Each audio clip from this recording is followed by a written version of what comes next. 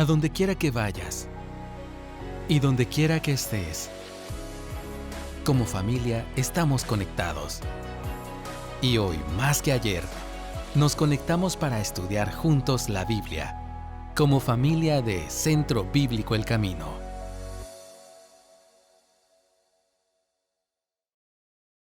El día de hoy vamos a continuar con la serie que hemos estado desarrollando de Efesios y específicamente estaremos hoy tocando el pasaje del capítulo 2, versículos 11 al 22. 11 al 22. Entonces, me gustaría comenzar, solamente vamos a leer el pasaje. Quisiera que pensemos o ubiquemos el pasaje en tres secciones, como dividido en tres fragmentos. El primer fragmento va a ser del 11 al 13. Me detendré un poquito a hablar acerca de cada uno de ellos, después del 14 al 18 y después del 19 al 22. Si usted tiene la Nueva Biblia de las Américas, precisamente aparecerá dividido en párrafos. Entonces dice lo siguiente, Efesios 2, del 11 al 22. Por tanto, recuerden que en otro tiempo, ustedes los gentiles en la carne, que son llamados incircuncisión por la tal llamada circuncisión hecha en la carne por manos humanas, recuerden que en este tiempo ustedes estaban separados de Cristo, excluidos de la ciudadanía de Israel, extraños a los pactos de la promesa, sin tener esperanza y sin Dios en el mundo. Pero ahora en Cristo Jesús, ustedes que en otro tiempo estaban lejos, han sido acercados por la sangre de Cristo. La segunda parte dice, porque Él mismo es nuestra paz y de ambos pueblos hizo uno, derribando la pared intermedia de separación, poniendo fin a la enemistad en su carne, la ley de los mandamientos expresados en ordenanzas, para crear en Él mismo de los dos un nuevo hombre, estableciendo así la paz, para reconciliar con Dios a los dos en un cuerpo por medio de la cruz, habiendo dado muerte en ella a la enemistad. Y vino y anunció paz a ustedes que estaban lejos y paz a los que estaban cerca, porque por medio de Cristo los unos y los otros tenemos nuestra entrada al Padre en un mismo espíritu. Y la última parte dice, así pues, ustedes ya no son extraños ni extranjeros, sino que son conciudadanos de los santos y son de la familia de Dios. Están edificados sobre el fundamento de los apóstoles y profetas, siendo Cristo Jesús mismo la piedra angular, en quien todo el edificio bien ajustado va creciendo para ser un templo santo en el Señor. En Cristo también ustedes son juntamente edificados para morada de Dios en el Espíritu. Y el tema de hoy es Unidos en Cristo, hechos familia de Dios. Y cuando pensamos en unidad, lo opuesto a unidad es desunión, problemas, separaciones o conflictos.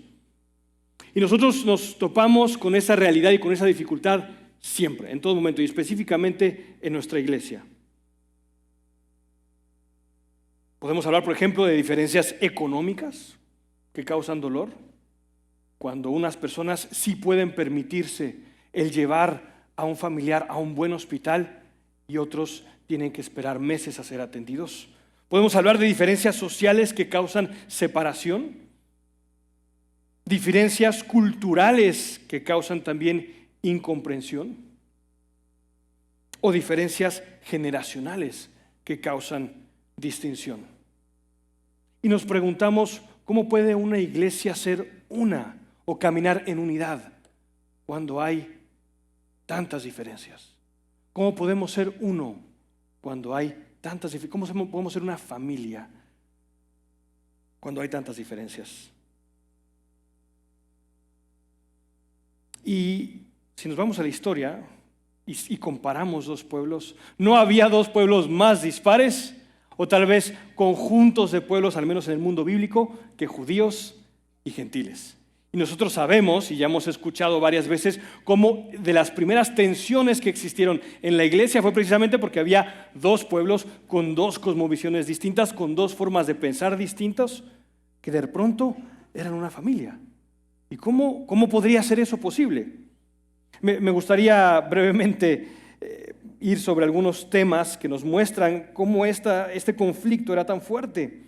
En Israel, por ejemplo, la santidad, y al menos lo tenemos en el Antiguo Testamento, la santidad que se esperaba de ellos, sí implicaba una separación con los gentiles. En el caso de los griegos, ellos llamaban bárbaros a los no griegos. Los judíos llamaban perros a los no judíos. Los romanos llamaban hijos de asno a los judíos. Los samaritanos no se saludaban con los judíos. Y los de la circuncisión llamaban incircuncisos, comunes o impuros a los demás. Hay un comentarista de la Biblia que dice que precisamente los judíos utilizaban el término prepucio para referirse a los gentiles. Tal era en ellos el desprecio que le tenían. ¿Y cómo de pronto ambos grupos de personas podían ser hechos familias de Dios? Y cuando llegamos a este pasaje de Efesios, quisiera que tengamos en mente algo que ocurrió en el capítulo 1. Porque recordarán que la semana pasada hablamos acerca de la magnífica, sobreabundante gracia de Dios. Y eso responde a una inquietud que tiene Pablo en el versículo 19 al 21 del capítulo 1. Recordarán que Pablo está dando la introducción y quiere explicar y expresar cosas muy importantes. Y él dice en el 1:19, bueno, voy a leer desde el 18. Ese es el deseo que tiene Pablo y por el cual escribe todo el capítulo 2. Mi oración es que los ojos de su corazón les sean iluminados para que sepan cuál es la esperanza de su llamamiento, cuáles son las riquezas de la gloria de su herencia y cuál es la extraordinaria grandeza de su poder. Pensemos cuando vayamos a este pasaje, tengamos esos tres conceptos en mente. ¿Cuál es la esperanza? ¿Cuáles son las riquezas y cuál es su herencia? Y finalmente, ¿cuál es la extraordinaria grandeza de su poder para con nosotros los que creemos conforme a la eficacia de la fuerza de su poder? Entonces podemos entrar a este pasaje preguntándonos ¿cómo se ha manifestado el poder de Dios? ¿Cómo se ha manifestado el gran poder de Dios? Y la primera respuesta la tenemos en el capítulo 2, desde el versículo 1 hasta el 9. Que precisamente la semana pasada cubrimos. Primeramente en la gracia y en la reconciliación que tenemos para con Dios. El gran poder de Dios se manifestó ahí. Y después, en el 11 hasta el 22, vamos a hablar cómo esa reconciliación ahora impacta horizontalmente a dos pueblos, a nosotros como familia de Dios. Y vamos a ver que esa reconciliación es producto precisamente de esa reconciliación vertical que ahora tenemos en Cristo Jesús. Entonces, tengamos esa pregunta en la mente. ¿Cómo se ha manifestado el poder de Dios?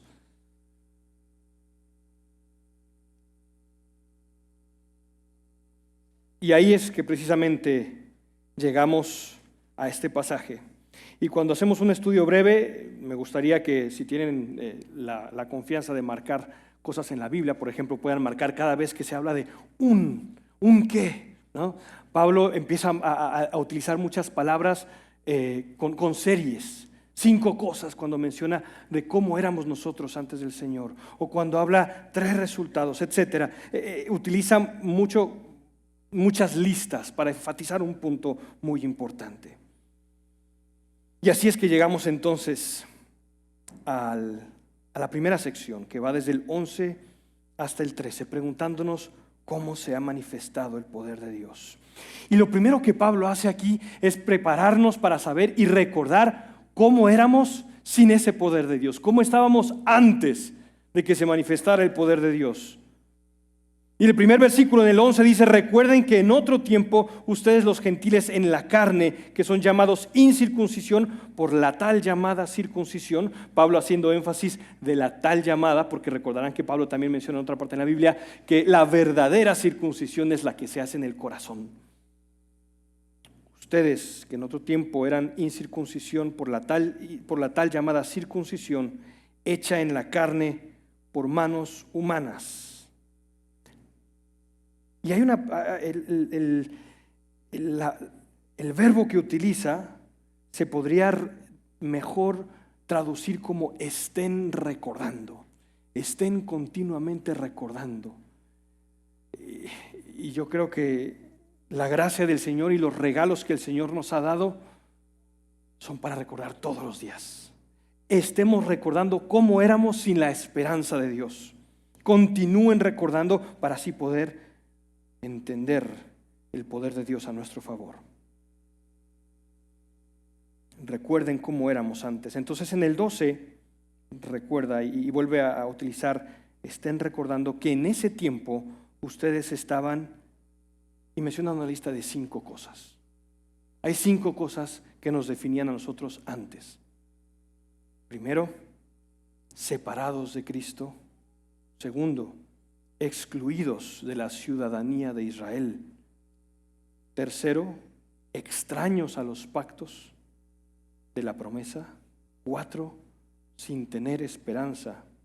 Y 5, sin Dios en el mundo.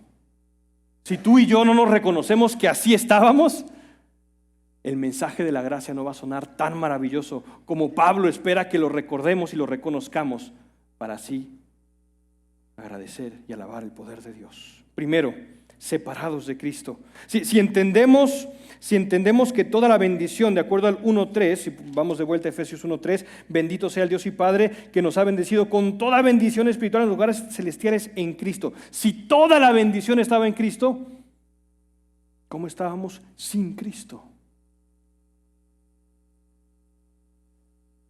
Estar fuera de Cristo entonces era lo peor que podía pasar. Segundo, excluidos de la ciudadanía de Israel. En pasajes, en textos fuera de la Biblia se habla como ciudadanía de Israel se refería a la adopción de prácticas, del estilo de vida. Y lo que Dios había revelado en el Antiguo Testamento era un ejemplo de su santidad y cómo esperaba que nosotros pudiésemos vivir de acuerdo a lo que Él en su santidad deseaba de nosotros, en santidad, en amor. Y nosotros como gentiles estábamos fuera de eso. 3, ajenos a la alianza y sus promesas. Y aquí se refiere específicamente a los pactos abrahámicos. Esa promesa que hablaba acerca de la bendición para todas las naciones.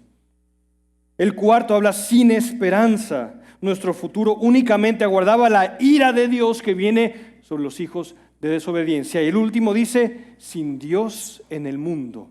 Y la palabra que utiliza es ateoi. Ateoi.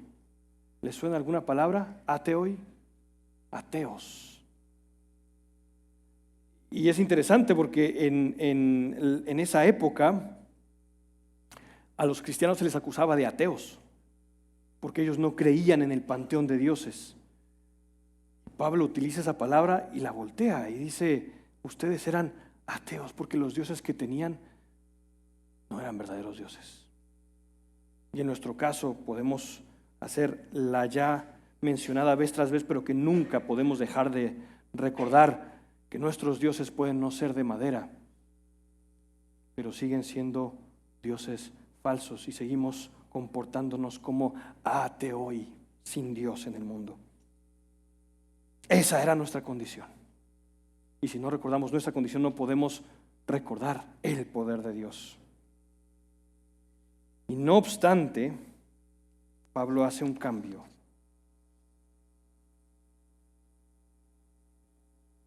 Antes de ir a ese cambio, me llamó mucha atención un padre de la iglesia, se llama Jerónimo, dice, cuando se dice sin esperanza y sin Dios en el mundo, no niega que los efesios tenían muchos dioses antes de creer en Cristo.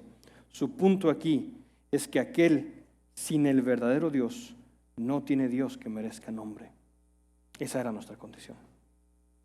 Y bueno, Pablo hace un cambio. Cuando dice, pero ahora está haciendo un cambio que espera que nosotros prestemos atención.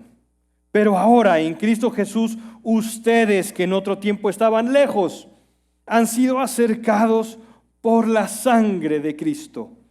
Pero ahora, es como una bisagra que Pablo usa para resaltar el cambio de circunstancias. Es algo que él espera que nosotros recordemos para decir, alabado sea el gran poder de Dios. Ahora en Cristo Jesús, nosotros que estábamos lejos hemos sido acercados por la sangre de Cristo. Y hay dos pasajes que, en Isaías que me gustaría que tomáramos como pasajes de referencia. Isaías está en el Antiguo Testamento y hay dos pasajes específicamente. Vamos a comenzar en el primero, en Isaías 57, 19, porque Pablo utiliza a Isaías. Es más, Jesús mismo utilizó Isaías cuando en Lucas habla de hoy se ha cumplido esta palabra. En el 57, 19 dice lo siguiente: poniendo alabanza en los labios, paz, paz al que está lejos y al que está cerca. En Isaías. Entonces Pablo hace uso de ese concepto en Isaías que hablaba de la esperanza mesiánica, y él dice paz ahora a los que están lejos y cerca. Y acá dice, ahora ustedes que en otro tiempo estaban lejos han sido acercados por la sangre de Cristo. Entonces, antes de hablar acerca del poder de Dios para unir a dos pueblos en uno, él primeramente habla de nuestro estado y de la grandiosa esperanza y realidad ahora de la unión que tenemos en Cristo Jesús. Y después entonces pasa a la siguiente sección, del 14 al 18. Y volvemos a preguntarnos, ¿cómo se mostró el poder de Dios en Cristo? ¿Cómo se mostró el poder de Dios, el gran poder de Dios en Cristo? Primeramente, él habla de Cristo, Él mismo. Y cuando habla Él mismo, hace un énfasis sobre Cristo mismo. Él mismo es nuestra paz. Y de ambos pueblos hizo uno, derribando la pared intermedia de separación. Y cuando Pablo escribe, Él es nuestra paz, seguramente también en la época él está pensando en ese concepto de shalom que se utilizaba en el Antiguo Testamento. Y él dice, en el pasaje dice que se derribó ¿qué? Una barrera, pared intermedia de separación. Desde la antigüedad muchos han intentado explicar qué significa esta pared intermedia de separación. Y hay dos teorías que han surgido. La primera es esta barrera que divide. Y muchos ubican en el templo de Herodes a una barrera que dividía a judíos de gentiles. El atrio de los gentiles, que por cierto terminaba siendo atrio de mercado, donde la gente compraba y vendía y había animales y de todo. Imaginemos el olor de los animales ahí. El atrio de los gentiles, separados. Había una barrera. Ellos no podían pasar esa barrera. Y ahí me llama la atención muchísimo cómo esa barrera era tan fuerte. Se ha descubierto una losa en el templo de Herodes que dice: ningún extranjero puede pasar esta barricada que rodea el santuario y su contenido. Es en griego, esa parte es en griego. Cualquiera que fuere sorprendido haciéndolo será responsable único de su muerte consecuente. Los griegos no podían pasar esa barrera al templo. Y los judíos y los griegos lo tenían claro. Es más, tan claro lo tenían que en Hechos 21, 28, cuando Pablo llega al templo, lo acusan de introducir griegos en el templo. Hechos 21, 28, profanando así el templo. Había una barrera de división. La ley entonces era una división también que separaba a los gentiles y los judíos. Pero otros han entendido esa división como un cerco. ¿Qué hace un cerco? No solamente dividir, también proteger a los que están adentro. Muchos han entendido esa pared divisoria como el cerco que protegía a los que estaban adentro, al pueblo de Israel, de la contaminación con los gentiles. Esa era nuestra condición. Y recordarán también la famosa oración que tenían los gentiles. Bendito eres Dios y Señor, Rey del universo, que no me has hecho un gentil. También dice otras dos cosas. no me has hecho un gentil. Gracias, Dios, porque no me has hecho un gentil. ¿Cómo una persona así podía tener comunión con un gentil, con quien había una barrera? ¿Cómo podía haber unidad en una iglesia cuando había dos pueblos que habían sido hostiles?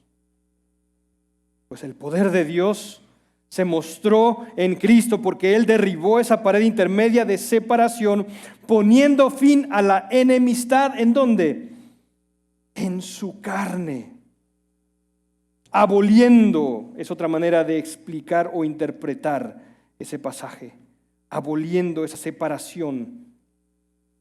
Ahora la ley expresa el carácter de Dios. ¿Por qué? Porque podemos apuntar dos cosas muy interesantes en ese pasaje. Dice, aboliendo la ley y los mandamientos expresados en ordenanzas. En lugar de ser una mera ley de ordenanzas, ahora la ley nada más revela el carácter de Dios, la naturaleza de la humanidad, la centralidad de la fe en una relación correcta con Dios. Pero sus mandamientos ya no gobiernan el comportamiento del pueblo de Dios sin pasar primero por el filtro del Evangelio. Y al hacerlo así, Cristo removió los propósitos hostiles de separación que había en esa ley. Y dice que lo hizo con dos propósitos. El primero es para derribar y el segundo es para crear. En el versículo 15, en él mismo de los dos, un nuevo hombre, estableciendo así la paz. Ahora me gustaría que revise un poco el siguiente versículo. En los versículos anteriores la reconciliación era con nuestro prójimo, había reconciliado a dos pueblos. Y en el siguiente pasaje, ¿dónde está el énfasis? La reconciliación, ¿con quién es? Puedes leerlo. En el 16, ¿para reconciliar con quién? Con Dios. Algo que llama mucho la atención es que en todos los versículos de la primera sección de la predicación que se dio en la anterior, el énfasis y quien realiza siempre la obra es Dios. Y en este caso se enfatiza, o Pablo gira el énfasis hacia la obra de Cristo. ¿Y qué hizo Cristo? Nos reconcilió con Dios y a los dos en un cuerpo por medio de la cruz, habiendo dado muerte en ella a la enemistad, porque también nosotros éramos enemigos ¿de quién? De Dios. Y es gracias a esta reconciliación que tenemos primeramente con Dios, es que ahora puede haber reconciliación con nuestro prójimo. Y la palabra que se utiliza es una reconciliación total por medio de la cruz. La hostilidad que antes había entre los pueblos ahora ha sido subsanada porque la hostilidad que teníamos contra Dios ha sido eliminada por Cristo Jesús. Y después, el 17, vino y anunció paz a ustedes que estaban lejos y paz a los que estaban. Y aquí me gustaría regresar a Isaías 52, 7. Porque la esperanza en Isaías y la esperanza que tenía el pueblo de Israel era una esperanza por aquel momento en el cual se iba a manifestar la venida de Dios y hubiese paz.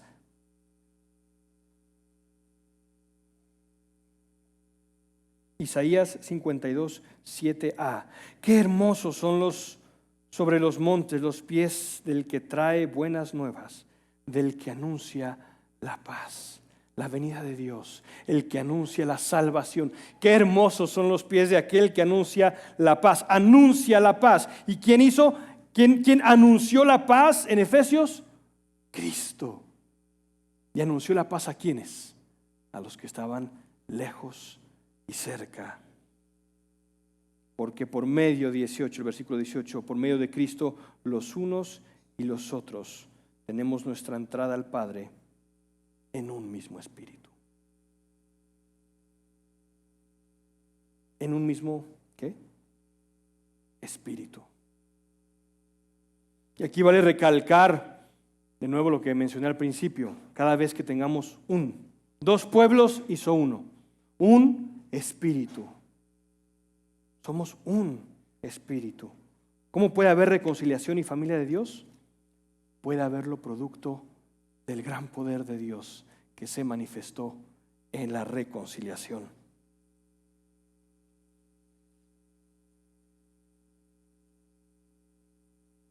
En este pasaje se habla de tres cosas que han sido nuevas. En el versículo 15 se habla de una nueva humanidad, un nuevo Adán, para crear en él mismo los dos un nuevo hombre, estableciendo así la paz. Iglesia, ustedes y nosotros somos un nuevo hombre. No solamente somos un nuevo hombre, el 2 dice que somos un nuevo, el versículo 16, cuerpo. Somos un nuevo cuerpo. La unidad en nuestra iglesia no puede darse a menos que entendamos que somos cuerpo. Cada cuerpo tiene diferentes miembros, cada miembro funciona distinto y tiene una función distinta, como lo menciona también Pablo. Y somos producto y somos ungidos por un mismo espíritu en el versículo 18. Entonces, en la primera parte, Pablo enfatiza la condición terriblemente de desesperanza en la que nos encontrábamos. Y en la segunda parte, él enfatiza la buena noticia y cómo Cristo ha hecho de los dos pueblos uno. Cristo siendo la paz en la comunidad de nosotros los creyentes. Y en la tercera parte y la última parte, del 19 al 22, y me detendré al final para explicar un poquito acerca de las aplicaciones más específicas. Habla acerca de cómo nosotros ahora somos parte integral de la casa de Dios. Y dice, así pues, ustedes ya no son extraños ni extranjeros, sino que son conciudadanos de los santos y son de la familia de Dios. Aquí utiliza 4 términos. Extraños, o xenoi. La palabra xenoi es la que utilizamos cuando hablamos de xenofobia, esa raíz, xenoi.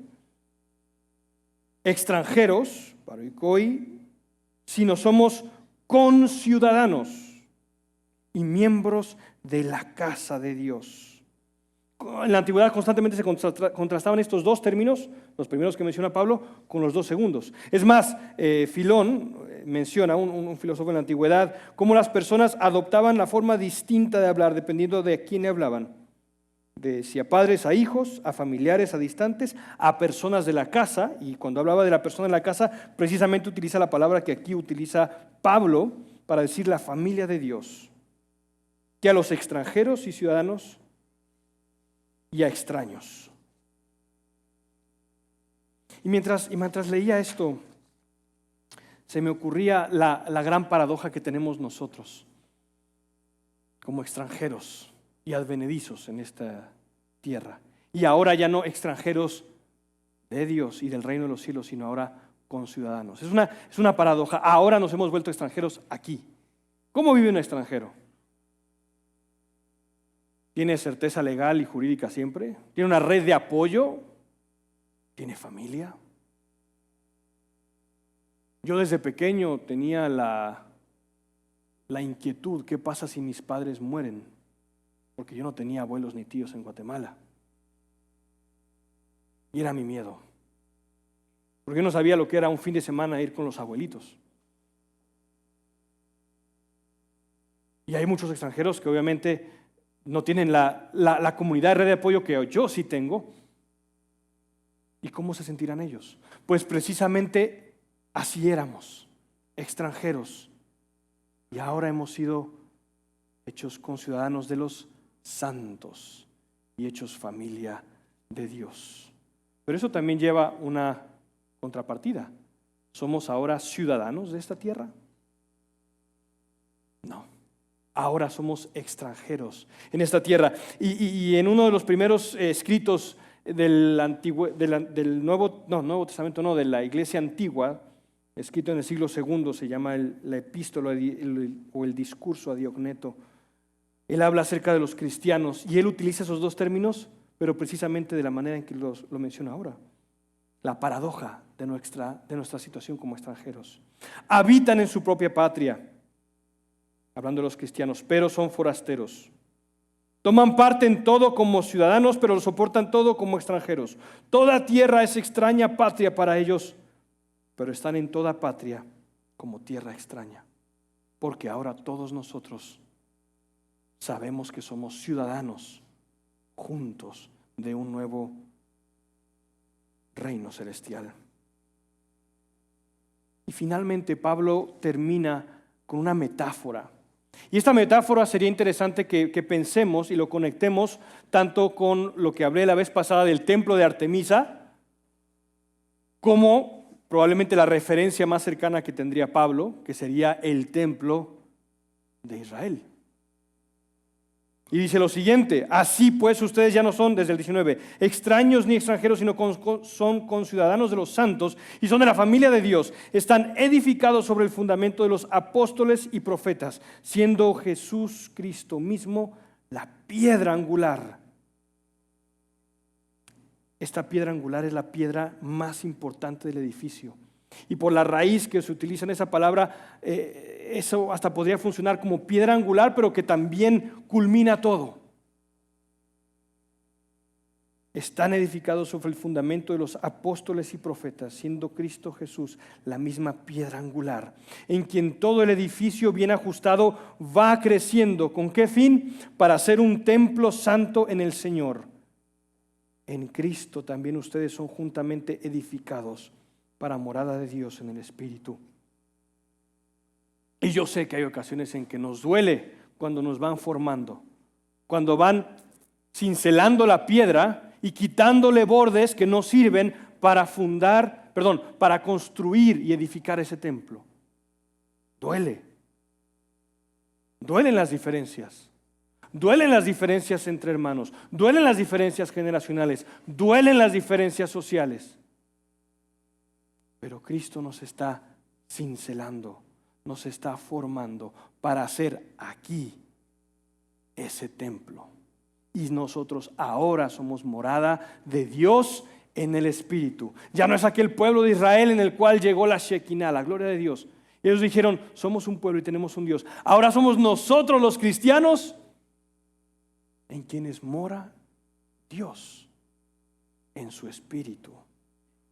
¿Cómo se ha mostrado el poder de Dios? En la reconciliación que Cristo logró entre dos pueblos, producto de la reconciliación con Dios, en el cual ahora somos hechos templo. Ustedes y nosotros somos un templo. Dice Hendrickson, además de ser la piedra angular en un edificio, parte del fundamento y por lo tanto soporte de la superestructura, ella determina su forma final, puesto que al estar colocada en la esquina formada por la unión de dos muros, fija la posición de esos muros y todas las demás piedras deben ajustarse a ella. Debemos ajustarnos a ese fundamento.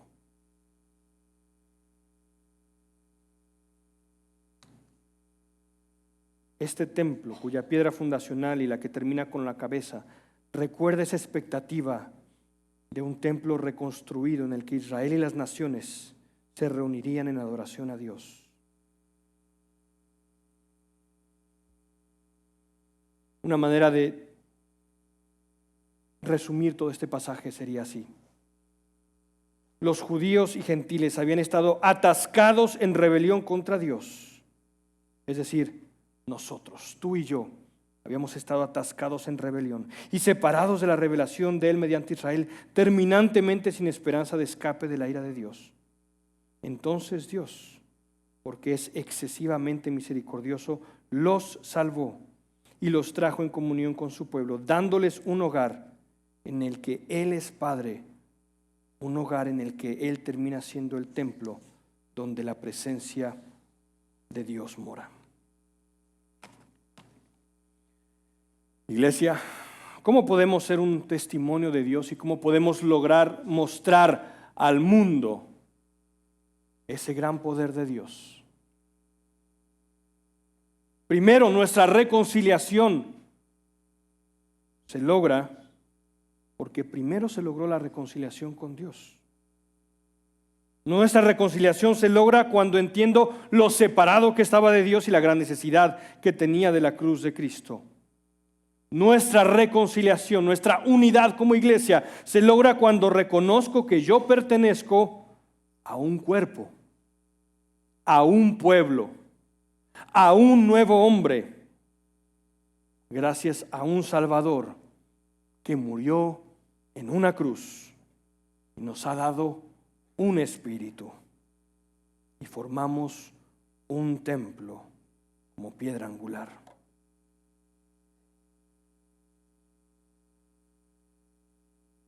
La razón por la cual hay tanta contienda en este mundo entre individuos, familias, grupos sociales o políticos, sean estos pequeños o grandes, es debido a que las partes contendientes, sea por error de uno o de ambos, no se han encontrado el uno al otro al pie del Calvario.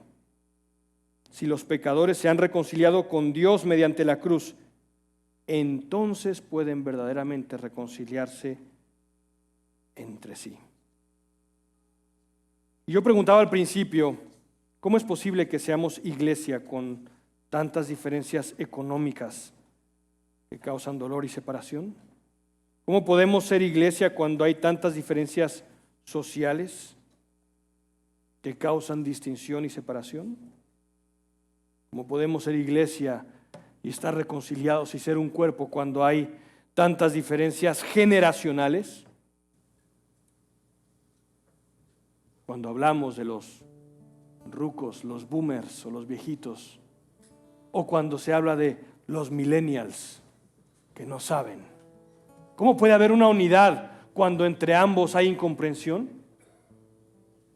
Cuando personas en la capital y en el interior piensan distinto.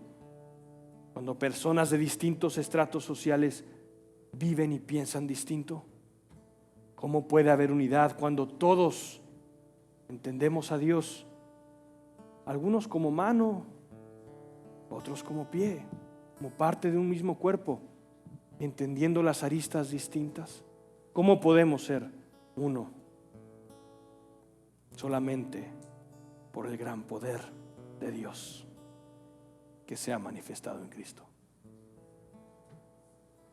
Y ahí es cuando podemos ser uno, porque reconocemos que somos hechos familia de Dios. Así que mira a la persona al lado tuyo.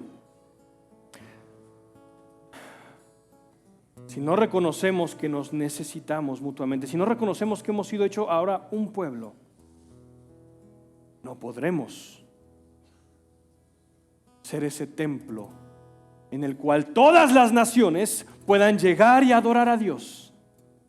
No lo podremos ser, porque no hemos entendido que Cristo ya rompió con esas barreras por su poder y para su gloria. Oremos. Gracias, Padre Celestial, porque nos recuerdas en este pasaje cómo tú, en tu plan, en tu actividad misteriosa trinitaria, nos has dado ahora esperanza, rompiendo las barreras que había entre gentiles y judíos. Nos has hecho tu familia, Señor.